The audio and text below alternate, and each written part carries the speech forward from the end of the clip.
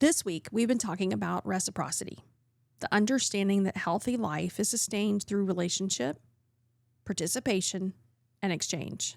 On Monday, we asked, how do we give back to the earth?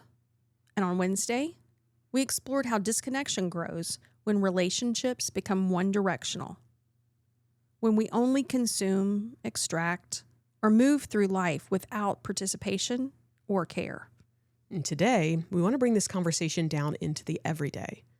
Because reciprocity is not just a theory or environmental ideal. It's a way of living.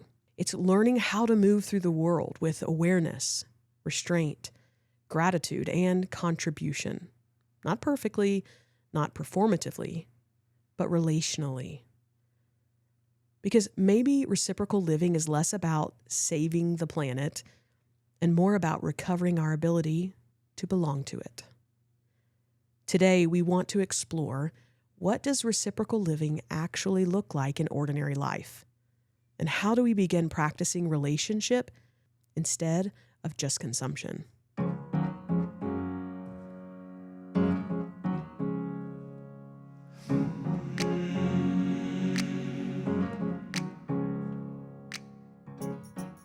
Morning, Ange. Good morning. Happy Friday. Thank you. To you too. You got big plans this weekend? Actually, I do. Ooh. Birthday thing. I'm hanging out with my nephew. So lots of good relationship things. Good. You've got some things going on too. We've got weddings. That's pretty Weddings. much. Weddings and a baby shower. All the celebrations. Wow. Yeah. So, family time. It's always a good time. We're going to need a weekend after this weekend to recover. Yes. So we're wrapping up a full week of episodes. We sure on are. Reciprocity. And I've grown to love this word beyond this week, but especially this week, now that we've broken it down. And I think one of the things we have set with is at the heart of reciprocity is relationship, obviously. And is this responding to what all we've been given, which implies that we've noticed that we've been given something. Yeah. And then we want to respond to that. Yeah. And not just something, but truly a gift. Absolutely. We want to respond and participate in it. Yeah. Yeah. And so I think the question was, how do we, if we've received this gift, then how do we give back? We talked about that early on, but now this is like the practical, everyday practice of reforming, reshaping my participation in the world. And so as we do, we're thinking through practices of what does that look like. I think about, we've continually camped out on this word tending to, this taking care, tending. My husband has become a gardener, and it's so interesting to watch. He didn't grow up doing this. It's just something, as we married, he began doing more and more research, and then every home we've ever lived in, he's had some type of a garden. And these days, it has translated all to tomatoes. We center around tomatoes. But the whole process of watching him invest time, money, resources into, from the purchase of researching what kind of seeds he wants, it's quite the task. Yeah. And we both know my husband is a huge spreadsheet kind of guy. So we have a spreadsheet for how the garden is laid out, how the seeds are planted. We now have some grow lights that help the seedlings grow until he can take them outside. But then his investment in cultivating the soil for the plants to grow best, of making sure that they have adequate space, and even really pruning along the way has been pretty fascinating to watch. And then hearing him in turn talk about what he's learned about life in general, about the weather and the climates and the soil itself. through the process has been pretty amazing to listen to, as well as we all benefit. Yeah, for sure. From the amazing tomatoes. Yeah. Well, it's neat, since I've been here for the last several years now, it's neat to see how he adjusts. Just kind of like what we're talking about with adjusting to the natural cycles, but what he learns from year to year and how he adjusts. It's been neat to see. Yeah. And the other thing I was thinking about, that it's not just like, okay, it's time to plant tomatoes. He's planning and preparing, it feels like all year long for this time. And so it's just neat to see the word tend actually come alive in this specific scenario. And I think he's realized throughout this process of really genuinely how interconnected everything is. So he doesn't just plant the seeds. He doesn't just tend his garden. He realizes that even the garden is dependent upon the amount of sunlight that comes in. Or if hasn't been enough rain or too much rain. Yes. And I think, or if different kinds of insects and so forth are attracted to this kind of plant. And what do you do in response to that? He has even gotten where he uses the grass clippings then to help nourish the soil and keep the weeds down inside the garden. So, I mean, it's pretty amazing to watch. Again, this word we keep coming back to, again, is also interconnected. That nothing exists independent from other things. The word independent, I think, is very misleading. Because there's really nothing that exists that is independent of anything else. It's an illusion, which we kind of highlighted the other day. But furthermore, I feel like sometimes we think the opposite of independent is dependent, where we're advocating for an interdependence, meaning that everything maintains their autonomy, but we all need each other and work together for the common good and whole and partnership. And so I think seeing that on display and realizing, like we talked a little bit about on Wednesday, is the gift it also is that we even get to participate is pretty amazing. Yeah. I recently was at one of my granddaughter's birthday parties and got to talking to a family member of my daughter on her husband's side, my son-in-law's side, and his grandmother is just an avid gardener. And she just knows so much, but she had no idea that we were talking through this stuff on the podcast. And she begins to just radiate with this energy and excitement over talking about like things that were beginning to bloom at her home. She has heirloom plants that she's inherited from her mother and her grandmother. And she's even dug up certain plants that meant something to her and taken to the next space she's lived. Transplanted them, sure. And yet she was talking about that there are certain, now she has noticed that certain birds congregate at different places on her property. So she intentionally plants different flowers that she knows they like. Wow. And I just thought that is the most beautiful representation to me of reciprocity and then this tending to.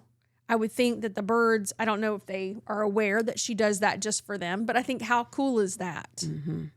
So those were both big examples. And then I think of my other daughter who is raising her children outside to be able to already recognize and name different plants. That they can recognize and notice different kinds of trees. We went on a walk the other day and they're telling me all the trees that we're passing just by their leaves. I have no idea. They've gotten into bird watching. And so I feel like all of this to me are highlights and very practical, easy ways that we can see this interdependence, this reciprocity demonstrated. Yeah. And intentional living. Yes.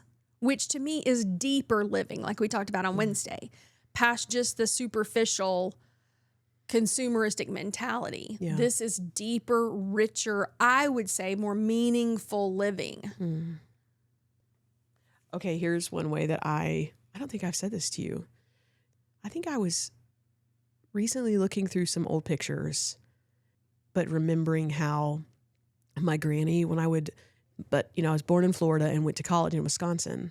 And of course we had to wear skirts and even pantyhose. And I hated pantyhose.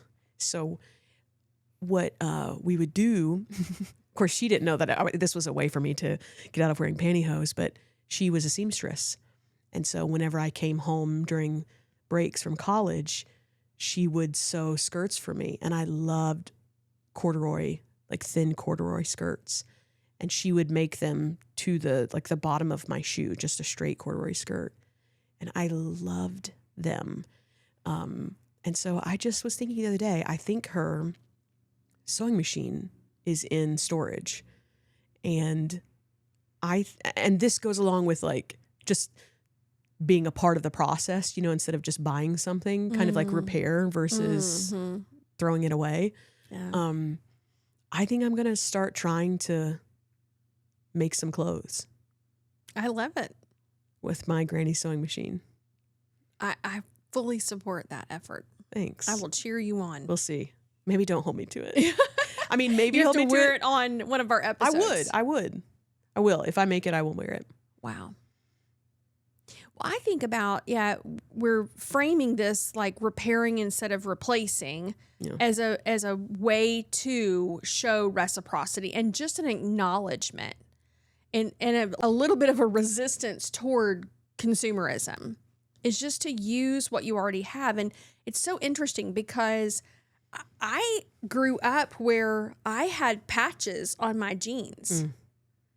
Like you just didn't go get a new pair of jeans. My grandmother or my mother would buy patches that they ironed on or sewed on. Yep. I remember even my mother at one point teaching me how to darn a sock. I mean, nobody says this anymore. I do not know what you just said. Your sock would get a hole in it, as socks do, and you would fit a sock over a light bulb. And it stretches the sock out just enough that you literally can sew the hole back together. So the other day when I threw away a ton of socks with holes in it, you didn't volunteer to darn my socks. I did not. Have you ever tried to walk on a sock that was darned? No, but repair versus replace, Angela. Yeah, well, there are things that you need to replace. I don't like to walk on a sock that has been darned because it's lumpy. So, but it is possible. And you know what? There again, this goes back to, I think my grandparents did not have a choice. It was necessity.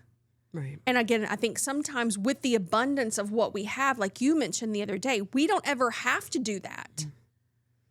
And so to then make a conscious choice that we won't just replace something, we will either repair it or we'll make do or we'll just go without for a little while, seems like the bigger resistance to me. Yeah.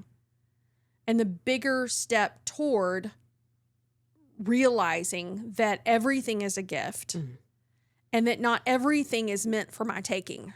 Right. Which goes to the next point of reducing unnecessary consumption. Yeah. Which I've been like just thinking about my whole thing about not using water when I brush my teeth. And I feel so silly. I do, like I'm making such a difference that I want to say on the podcast that I chose to turn the water off. It's not a big thing. And I felt like almost a little bit ashamed that would be the thing that I'd be like, well, I turned the water off when I brush my teeth when there are people who don't have drinking water. Right. But it is one thing. It is one step that hopefully is just the first step in a lot of other ways that I will minimize consumption. Yeah, minimize waste. Yeah. And I think sometimes it may just be the mindfulness that in that moment you just sat there and articulated it. That there are people on this planet, maybe even in our own country, but specifically on this planet that don't have fresh drinking water. Yeah. And just that acknowledgement may be also the first step to changing something. Yeah, it's what it's forming in me. Yeah. So I feel that. What's another practice, very basic, that would be part of this resistance? Well, I think something I've been practicing is just literally getting outside. And I confess to you, and I still haven't had time to like work all this through.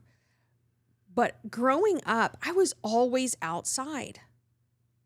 You didn't sit inside and watch TV. I didn't have video games growing up. There's nothing wrong with video games, but I'm just saying, if we were going to play, we played outside. And most of the time in the summertime, my feet remained stained green from being outside in the grass. You played barefoot.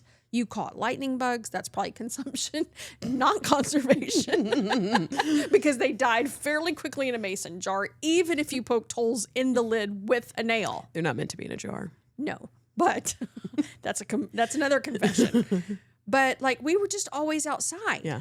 My mom hung clothes up outside. We had a clothesline. And so some of this, like I'm realizing this from my childhood and I'm trying to understand, where did I become so disconnected from creation and the natural world? Because there are days that unless it's by the pool, I'm like, no thanks, I'll stay inside. So I'm trying to rewire and retrain myself to be outside, to enjoy being outside. And then when I'm out there, to notice and be a good steward. Reconnect. Yeah, for sure. For my own self, as well as hopefully eventually the benefit of the whole. Yeah. So stay tuned for how that's going to go. But at this point, I'm still maintaining my be outside and take a walk outside every day. It's new to the practice. So I'm fully aware that there's people who've been doing this much longer than I have. Yeah. But.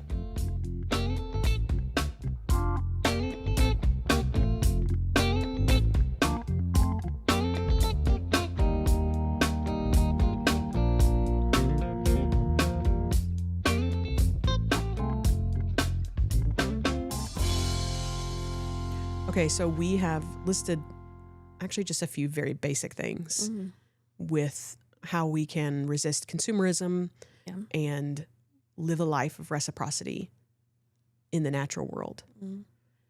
But you want to read something that you recently got as a gift. I did.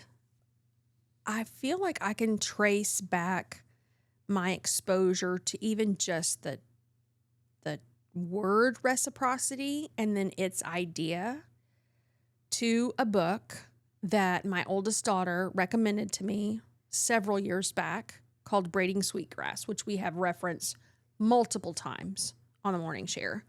It was written by Robin Wall Kimmerer, and it's just a brilliant book. And I have learned so much about this way of being in the world and participating in a greater wholeness in this world from her. And at one point, I would love to be able to sit and be a part of wherever she is. Oh, we've also read another book by her called The Service Berry.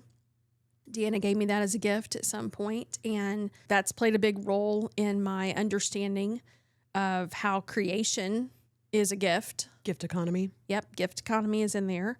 Well, for Mother's Day, which we just had here in the States, one of my Mother's Day presents from my oldest daughter and my granddaughter was apparently Robin Wall Kimmerer has now written a children's book, and it's called Bud Finds Her Gift. The illustrations are absolutely lovely. And the story itself is all about seeing nature. It's about a grandmother and her granddaughter going out into nature and seeing it as a gift and realizing that they too have a gift to give back to the created world. And the story is beautiful, made me cry the first time we went through it. But at the very end of this book, I would highly recommend it. But at the end of this book, Robin gives very practical responses to the book and responses to nature. And one of the things she specifically talks about is how we can then give gifts back to, how we can give the gift back to the created world. And number one, she lists is just care, meaning we just look around, we notice, we're gentle with the environment that we're in. We don't abuse the plants or animals around us, that we respect them in their natural habitats, and we show gratitude for it. The second one is we share. The morning share is very happy about this. We share that we tell other people about the gifts that creation has offered, and we tell other people about what we've learned by being out in different environments. I feel like that's part of what we're doing with even sharing our stories about being out west, or about taking walks outside, or the rose bushes. I feel like we're highlighting these different parts that we've been recipients of their gifts. And so we're acknowledging those. And then the next one is to ask. So then we ask other people to participate with us as we go for walks, or as we spend time out in the planet, or to even take on projects that would then care for nature, whether we plant a tree, we help in a community garden, we support different organizations that are doing really good work in our environment. And then we just say thank you. That goes all the way back to gratitude, is we just acknowledge and say thank you to the things that are giving them of themselves for, if nothing else, that just to make our world more beautiful. So I thought these were super practical tips. If you're looking for a really sweet book to read, one of the things that she says is everyone from the day of their birth was given a gift to share with the earth. Oh, that was beautiful. And that is the heart of reciprocity. Absolutely. Thank you. Of course. So looking forward to next week we have a recap episode. Yep. We're going to kind of tie up all these things, kind of be able to share some stories about what we've learned this month through these topics. And then, well, I really am, my mindset has had to shift about this recap episode. Because originally for me, it was just kind of like, okay, let's put everything together and recap. But I think what we're finding is the better treasure in that episode is that we're sitting with these things, and how is it informing and impacting our days? Yeah. And reflecting on that. So it's not just a regurgitation of material. It's okay. And we're inviting you into that conversation, and would actually love to hear from you. Like, how has this influenced you? Or how are you sitting with it? How have you seen it play out in your life? So, in that way, I'm really looking forward to next week. Yeah. I think I'm working toward, like we've talked about, it's not just the conversation. It starts with the conversation. But if the conversation never translates to an actual practiced embodiment of what we're talking about, then it's just more words. And so I feel like that's something that we're deeply committed to. And yes, and I think it stays in my heart because, like what you just said, I don't want this just to be conceptual and a conversation. Like, it feels very hypocritical to have these conversations and then not actually be implementing them. Right. And allowing it to be formation for me. Yeah. And so it's almost like accountability too. Sure. You know, like how are we living these things out instead of it just being a conversation? Yeah.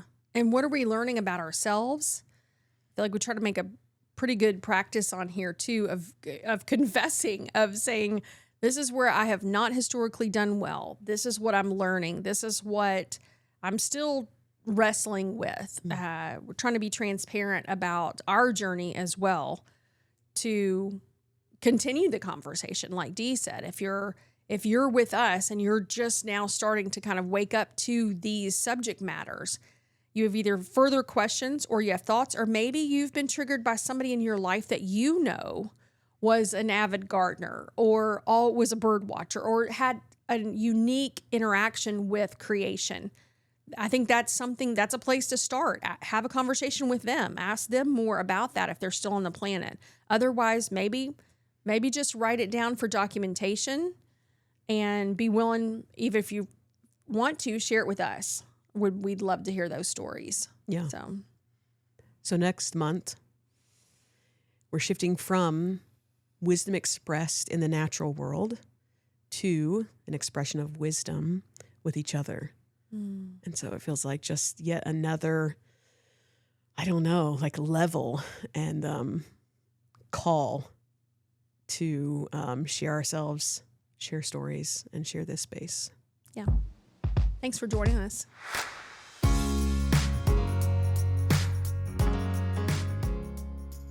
If something in today's episode stirred a question, a story, or even a quiet yes in you, we'd love to hear it. You can join the conversation on Substack. Send us a note at info@themorningshare.com or leave a comment wherever you listen to podcasts.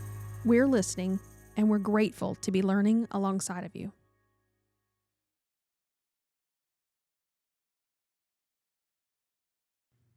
So,